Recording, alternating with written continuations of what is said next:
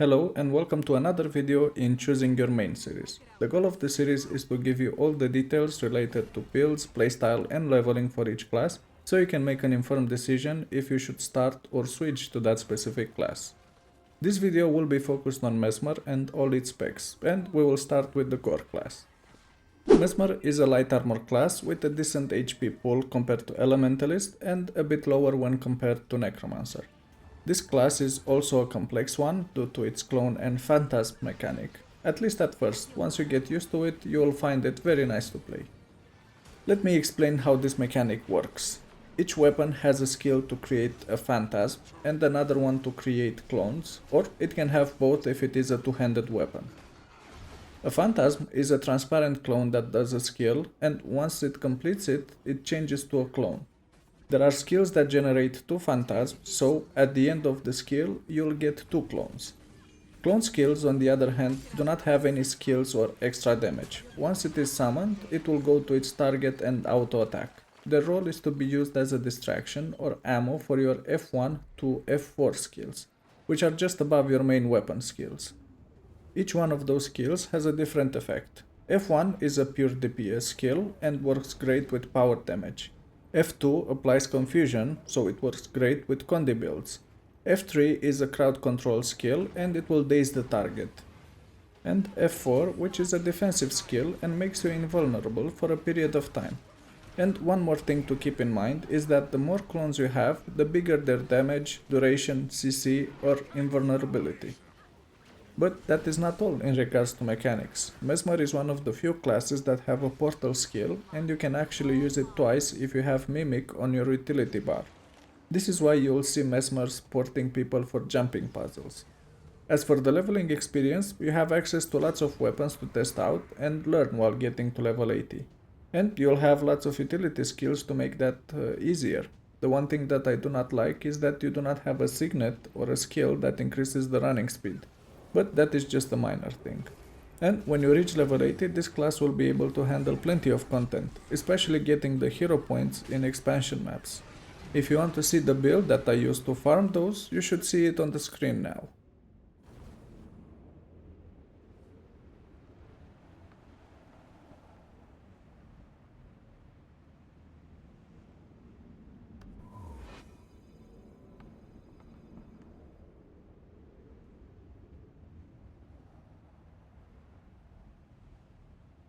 I could outrun a centaur. Now, moving on to the first elite spec, we have Chronomancer, which was added with the Heart of Thorns expansion. This spec was OP for a long time after it was added and went through lots of nerfs, but now it's back to a stable level and it makes for one of the most versatile supports that the game has. It doesn't do alacrity and quickness at the same time like it did back in the day, but switching between them is just a selection of a trait, and actually I think it is the only spec that can provide alacrity or quickness. All the other classes have a spec for each one. And speaking about diversity, you will have lots of builds to choose from for this spec. You can play as either alacrity or quickness DPS, or heal alacrity or quickness, and you do not need to switch the playstyle or the gear when switching between them. You can also play as a full DPS, which brings it to a total of 5 builds on this spec, and all of them are viable. As for the mechanic of this, we have our F1 through F4 buttons changed to more powerful versions that also add a bit of alacrity by default, and can add quickness or share alacrity with the group depending on which traits you select in the build. But in addition to these changes, you also have the continuum split, which creates a snapshot of your skills, HP and location at the time you use it, and depending on how many clones you have up, it will last longer. While in continuum split you can press any skills and they will be reset once you're out of it, assuming that they finished casting before the skill ends.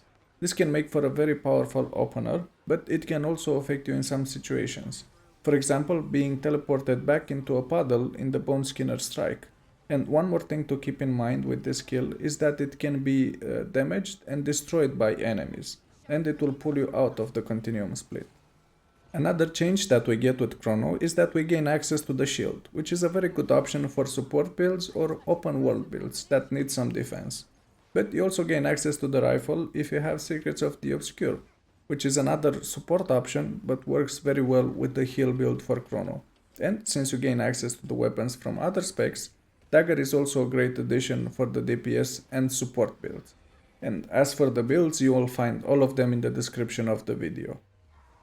Moving on to the second spec, we have Mirage, which was added with Path of Fire. This spec is very fun to play and works great in open world. It used to do great in group content, but it went through many nerfs and now is just decent compared to its glory days. The new mechanic for this spec is that you gain access to ambush skills, which are a more powerful version of the first skill of each weapon. And at the same time you also become invulnerable with the Mirage Cloak, which is activated when you press the dodge button. The Mirage Cloak is really nice to use because the invulnerability lasts a bit longer than a normal dodge, but you are still in the same spot. Of course this can be a problem too in some situations, but you can manually run out of that area. Moving on to builds, you can play Mirage as a full DPS or support DPS. The full DPS build is Condi. It is okay if you want to use it, but you'll have a slow ramp time and if there are phases to the fight, it will be bad for you since you need to build the confusion stacks again.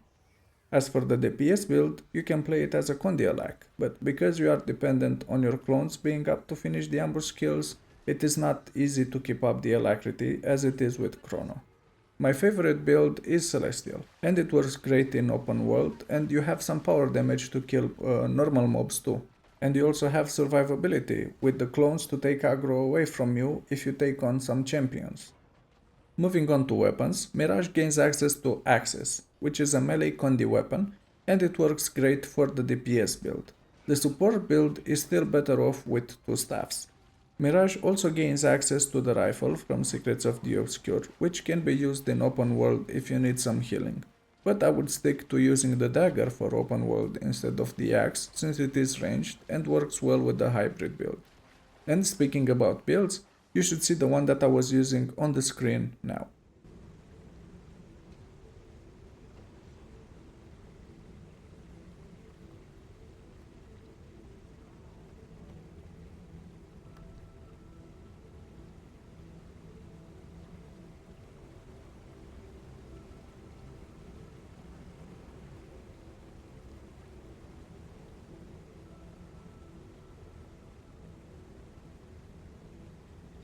And the final elite spec is Virtuoso, which was added with End of Dragons. This spec is focused solely on DPS and it is very good at it. The class mechanic was changed to make it simpler for new players to use and it actually feels very nice to play. This means that now you have 5 daggers instead of 3 clones to use, but they actually do not disappear if the target is dead or you are out of combat. Compared to the clones, this makes the fight a lot simpler. But it also means that you do not have the clones to take aggro away from you, which leave you a bit more vulnerable. The F1 to F3 also changed to match the dagger mechanic, but the main functionality still remains. F1 is used for power damage, F2 for condi damage, and F3 for CC. F4 is the same as with Mirage and Chrono, and you also have an F5 skill, which used to be a block, but now it is a normal melee skill with a nice animation. Moving on to weapons, Virtuoso gains access to daggers. This works really good for both power and condi builds, and it is the main choice for the spec. You also gain access to the rifle if you have the Secrets of the Obscure, but since that is a support focused weapon, it doesn't do much for Virtuoso. As for the shield and axe from the other specs, they do not work with Virtuoso. The shield is a support or defensive weapon, and the axe needs the ambush to be competitive with the dagger.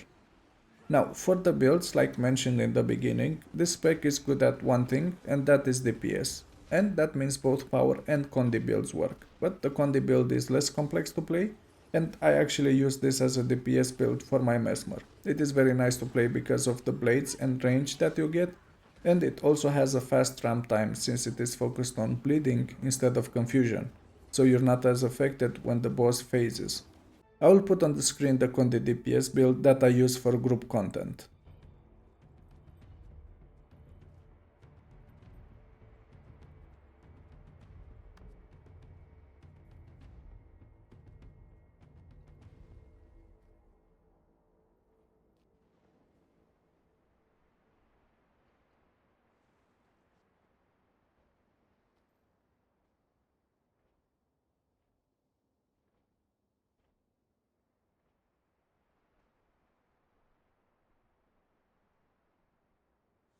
And that is all for the Mesmer class. This can be a very complex class, especially if you choose to play DPS Chrono, but it can also be very easy with the Condi DPS Virtuoso. I really like the versatility that it brings and all the build types. As you can see, I have 5 builds and equipment templates and all of them are used for something. In the previous balance patches, Chrono was made to be a very good healer that can compete with Firebrand and Mechanist. Secrets of the Obscure really adds a lot to the class with the dagger from Virtuoso and the rifle for support specs, and it really makes sense to get it if you play this class. So overall I think this is a very good choice for a main. The only downside that I can think of is that it can be a bit hard to understand all the mechanics, but with time you'll get used to it, and if not, you'll always have Virtuoso to save the day with a simple build. If you want to see more content like this, please let me know in the comment section below, and if you enjoyed the video, please click the like and subscribe buttons.